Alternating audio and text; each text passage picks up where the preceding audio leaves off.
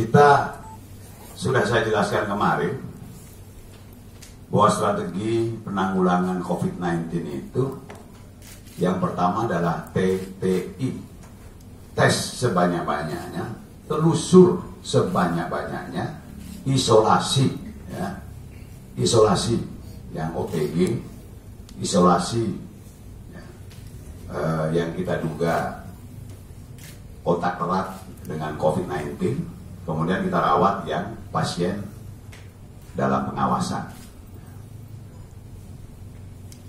COVID-19 paling gampang dicek pertama dari gejala. Gejala awal itu demam, batuk, pilek, berkurang penciuman, ya, belacan kurang lagi dirasa, ya. Kemudian yang penting adalah karena dia ada pneumonia, ada sesak nafas. 86% pasien corona itu tidak terdeteksi kecuali kita lakukan tes, tidak ada gejala, 86%. Sehingga fenomena yang terjadi di Kalimantan Barat, banyak pasien konfirmasi positif corona tapi tanpa gejala, ya. Yang di Pontianak sekarang kan total sudah 123, sebagian besarnya itu pasien tanpa gejala. Kemudian 11% itu gejalanya sangat ringan, tidak sampai sesak nafas, sehingga mereka biasanya tidak mencari pengobatan. Sisa 3% lah yang baru yang berat, ya, itu yang berkembang. Kemudian karena dia tanpa gejala, kita tidak tahu kita ini perang melawan siapa. Makanya dalam strategi penanggulangannya itu nomor 1 adalah tes sebanyak-banyaknya, telusur, kemudian kita isolasi, lalu kita lakukan pembatasan sosial. Skalanya ditentukan dari situasi daerah masing-masing. Itu yang perlu dipahami. Yang kedua, bahwa dalam melakukan tes ini, golden standarnya adalah dengan PCR, polymerase chain reaction. Di Indonesia, menurut penjelasan Bapak Presiden, sudah 102. Sekarang ini ada. Sintang, 2 hari yang lalu kita sudah mengajukan ke Ketua Gugus Tugas Penanggulangan COVID-19 Nasional untuk minta alat PCR. Ya, mudah-mudahan kita dapat nanti. Jadi yang kita punya adalah rapid test. Kemudian kemarin sudah saya ceritakan bahwa rapid test bukan untuk mencari corona. Jadi hasil dari rapid test adalah reaktif atau non-reaktif. Reaktif artinya ada antibodi dalam diri seseorang yang kita lakukan rapid test, berarti dia pernah berseliweran, senggolan, atau kontak erat dengan COVID-19. Ini sangat berguna dalam rangka kita melakukan penelusuran.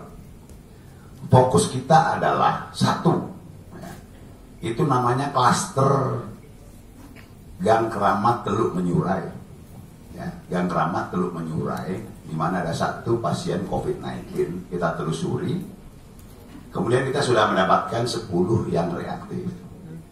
Kedua, klaster Menyumbung, ya, karena ada 1 pasien yang positif COVID-19, kita telusuri, kita sudah mendapat 22 orang yang reaktif.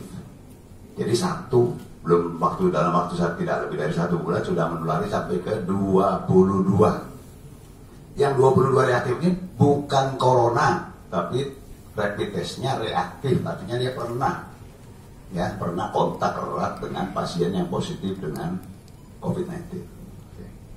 Kemudian klaster yang besar yang ini sudah internasional, menasional, di mana-mana ada, itu klaster dari Temboro. Jadi klaster Temboro ini yang berhasil kita telusur itu ada 42 santri. 42 santri kita rapid test. Kemudian lini kedua adalah keluarga dekat, dalam rumah, tetangga, kawannya yang pernah kontak. Seluruhnya kita rapid test itu 168. Hasilnya 26 reaktif, 14 itu santrinya. Yang dari 42 santri itu kita rapid test, 14 reaktif. Sisa 12 orang ini adalah dari lini keduanya, keluarga dan sebagainya. Untuk klaster Temboro yang reaktif sudah kita isolasi di ruang isolasi mandiri gugus tugas COVID-19 Kabupaten, tempatnya di Diklat di Gedung Serbaguna. Ya, sebagian besar di sana. Lalu kemudian lagi sebagian lagi masih isolasi mandiri di rumah, kita yakini dia mampu, tidak kemana-mana. Kalau nggak mampu kita jemput, masukkan ke gedung Diklat Serbaguna. Jadi 14 reaktif, 12 itu dari orang-orang dekatnya. Ya. Yang Temboro nih ya. Jadi 42 orang dekatnya kita periksa total semuanya sampai 168. Yang reaktif ada 26. Lalu penyebarannya adalah yang dari klaster Temboro ini ada 3 di Dedai, ya, 3 di Dedai. Kita rapid test 1 reaktif, 2 di Kelam Permai, kita rapid test 1 reaktif, 11 di Sepau, kita rapid test 9 reaktif, 12 di Sintang, kita rapid test 8 reaktif. Ya, ini termasuk dari lini keduanya ya, dari keluarganya ya. Kemudian lagi Sungai Tebelian itu ada 8 yang kita rapid test, 4 reaktif. Tempuna ada 3, tidak ada yang reaktif.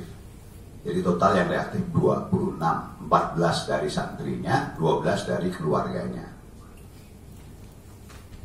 Hari ini saya pagi tadi sudah tahu, tapi memang prosedurnya adalah satu, diumumkan dulu oleh gugus tugas COVID-19 nasional, diumumkan oleh Pak Gubernur, baru saya lah malam ini boleh mengumumkannya. Hari ini berdasarkan hasil pemeriksaan swab PCR, jadi bukan rapid test ya, PCR, yang dikeluarkan dari BPTKLPP, Balai Besar Teknik Kesehatan Lingkungan dan Pengendalian Penyakit Jakarta, pada tanggal 12 Mei 2020. OTG nomor 4, pria 21 tahun, alamat Kecamatan Sungai Tebelian, tepatnya di Desa Rarai, dari klaster Temboro, Magetan. Hasilnya terkonfirmasi positif COVID-19. Selanjutnya disebut dengan pasien konfirmasi 3. Ya, konfirmasi 1 adalah yang Gang Keramat, konfirmasi 2 adalah yang di Penyumbung, konfirmasi 3 yang nih, yang dari Tebelian, dari Rarai ini. Konfirmasi 3 yang bersangkutan ya, tiba di Kabupaten Sintang tanggal 17 April 2020. Menjalankan pemeriksaan rapid test di Dinkes Sintang pada tanggal 22 April juga. Pada tanggal 22 April, 5 hari kemudian, 2020, dan dinyatakan reaktif.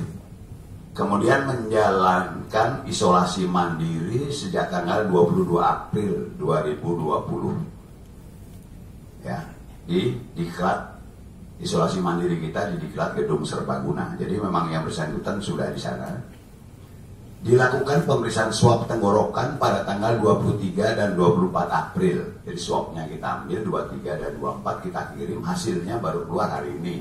Jadi hampir 9 hari ya, 9 hari 10 hari. Ya kan? Swab dikirim pada tanggal 24 April. Hasilnya hari ini adalah konfirmasi positif COVID-19. OTG 5. OTG 5 ini pria 23 tahun, alamat Kecamatan Sungai Tebelian, berasal dari klaster Temboro, Magetan. Hasil terkonfirmasi positif COVID-19, selanjutnya disebut sebagai konfirmasi 4. Ya. Jadi konfirmasi 4 kita sebut. Konfirmasi 4 tiba di Sintang tanggal 16 April 2020. Kemudian menjalankan pemeriksaan rapid test di Dinkes Sintang pada tanggal 22 April berbarengan dengan konfirmasi 3. Dan 2 orang lagi sebenarnya, cuma hasilnya belum muncul. Dan dinyatakan reaktif. Lalu melaksanakan isolasi mandiri di Diklat Gedung Serbaguna sejak tanggal 22 April 2020. Dilakukan pemeriksaan swab pada tanggal 23 dan 24 April, swab dikirim pada tanggal 24 April, hasilnya hari ini konfirmasi positif COVID-19. Selanjutnya, pasien konfirmasi 3 dan konfirmasi 4 dalam proses pemindahan akan dirawat di ruang isolasi mandiri Rumah Sakit Adik Muhammad Jun Sintang. Ya, di malam ini juga sudah kita kirim ke sana. Jadi itu yang ingin saya sampaikan. Bapak dan Ibu sekalian, total kita sudah melakukan rapid test sampai kemarin 1969 orang. Reaktifnya 183. Ini akan kita teruskan. Ya, hari ini hasil yang hari ini sedang direkap, nanti sebentar malam akan keluar. Pasti bertambah yang reaktif. Ya. Sekali lagi jangan ada stigma dengan yang reaktif. Yang reaktif adalah antibodinya udah ada, polisinya udah ada, penjahatnya ada atau belum kita tidak tahu. Makanya kita swab. Ya. Jadi ini akan kita teruskan. Idealnya Sintang itu, perkiraan saya itu yang reaktif itu sekitar 300 sampai 500-an orang. Kita mesti melakukan rapid test sekitar sampai 8 ribuan rapid test. Cuma rapid test ini kan mahal. Kita bisa melakukan sampai hampir 2.000. Selain bantuan dari pusat dan provinsi, juga bantuan dari para pengusaha. Dari Pontianak itu ada bantu kita rapid test, juga swadaya pengadaan sendiri, karena dananya belum cair ya ditalangkan dulu. Ya, kira-kira gitu. Jadi ini akan kita lakukan terus TTI ini. Tes, telusur, isolasi. Nah, dengan situasi seperti ini, pertama, bahwa pemerintah meminta kepada masyarakat tenang, bahwa yang kita lakukan ini sudah on the track, memang seperti ini, bahwa berkeliaran di luar itu banyak yang tanpa gejala, harus kita kejar terus. Ya, kenapa? Kalau kita dapat, kita isolasi, dia sudah menghindarkan penularan kepada orang lain.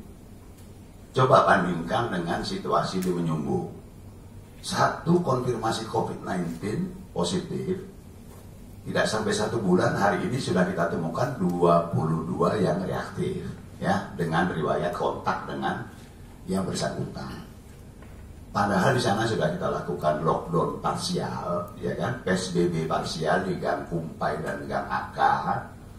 Kemudian juga sudah dilakukan pembatasan sosial di daerah Menyumbungnya.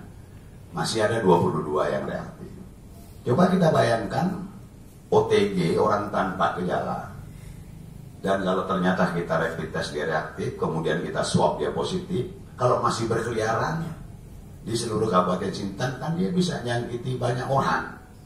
Sehingga itulah tujuannya kita telusur, kita cek, cari. Ya. Jadi kalau lagunya kami ini, lagunya Pak Danim dengan saya itu lagunya Metallica, Seek and Destroy. Nah, cari, ketemu, tes, isolasi. Yang ada beda jangkiti pada semua orang. Itu yang menjadi problem adalah bahwa gugus tugas kabupaten harus siap. Ya. Nomor 1 adalah ruang isolasi mandiri punya gugus tugas yang di Diklat Gedung Serbaguna. Saat ini kapasitasnya 34 kamar, rasanya kurang. Ya, kan? Tadi saya undang Pak Kepala Dinas Infrastruktur, sudah ada Pak Infrastruktur? Ya, ya Pak Haji Kokot, kurang tuh. Tengok nih banyak reaktif kan? Ya kan? Cobalah kita rasakan lah, yang dulu orang nyinyir, orang apa kan, terbukti. Inilah kita lakukan.